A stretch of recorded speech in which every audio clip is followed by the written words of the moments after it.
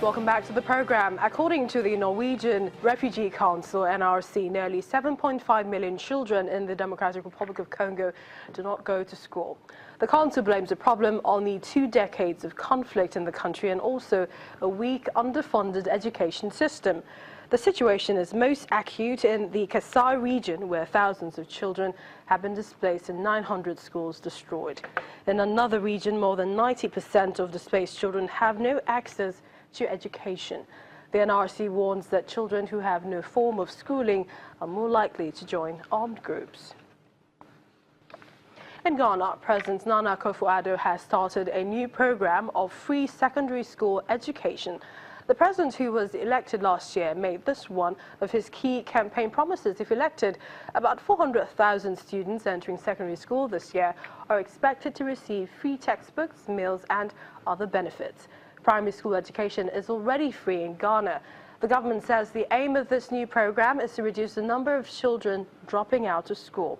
Educationists in the country say there is concern about how the cash-strapped government will fund the program and whether the increase in students will lead to a deterioration in the quality of education. Well, joining us in the studio to talk more about this is an educationist, Mr. Johnson Adigbola. Thank you so much for coming on the program. Thank you. So Ghana's recently endorsed the free secondary school education, a key campaign promises of the president. Do you see the government sustaining this program? Yeah, because during the campaign last 2 years, I said one of the key factors to put in to ensure that every citizen of Ghanaians, particularly the secondary school pupils, to ensure the quality of education so that to speed the development of that nation. So essentially, some people might say it's really all talk. Do you think they really have the money? Because recently they talked about a certain amount of money, I believe over about $1.5 million that was unaccounted for the spendings of the previous administration. So there is worry with regards to sustaining free education for secondary students. Actually, he has done his background check before he proposed for the program. He said by September, the program is going to kickstart. And he has already made a lot of promises and met all the key players in the private sector in that country.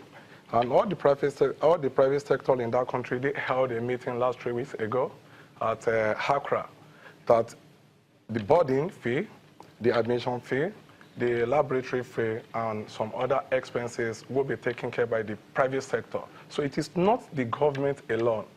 So he has held several meetings with key players of our industry in Ghana.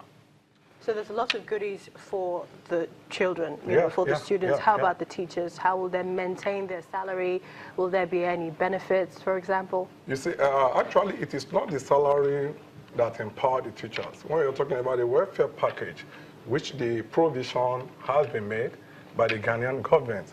Also, there is an incentive just to increase the quality of the education. Because if you are not being motivated, there is no way you can provide a quality education for the children.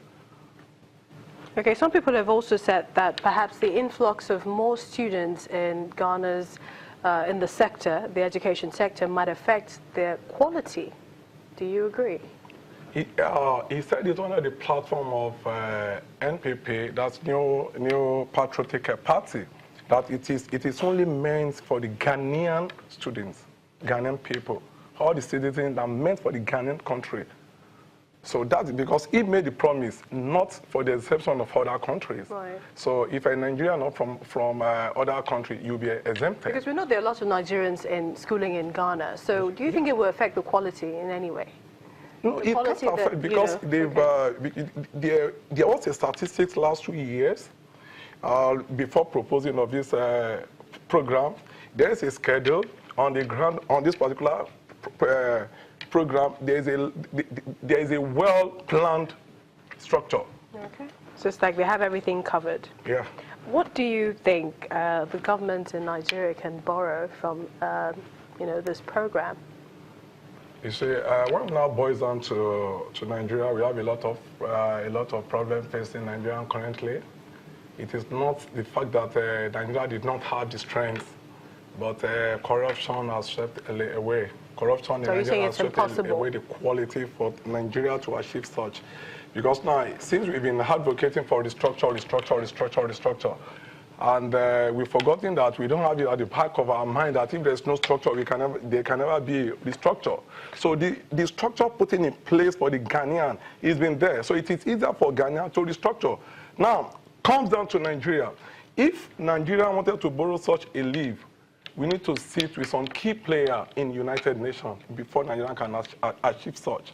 So you're saying it's impossible? Yeah, Nearly impossible for Nigeria? Yeah, it's Nigeria because if not the corruption, Nigeria would have been more conducive because we have a lot of strong investment in Nigeria. Okay, thank you so much for joining us on the program to talk about this. We've been speaking to an educationist, Mr. Johnson Adegbola. Thank you, ma'am.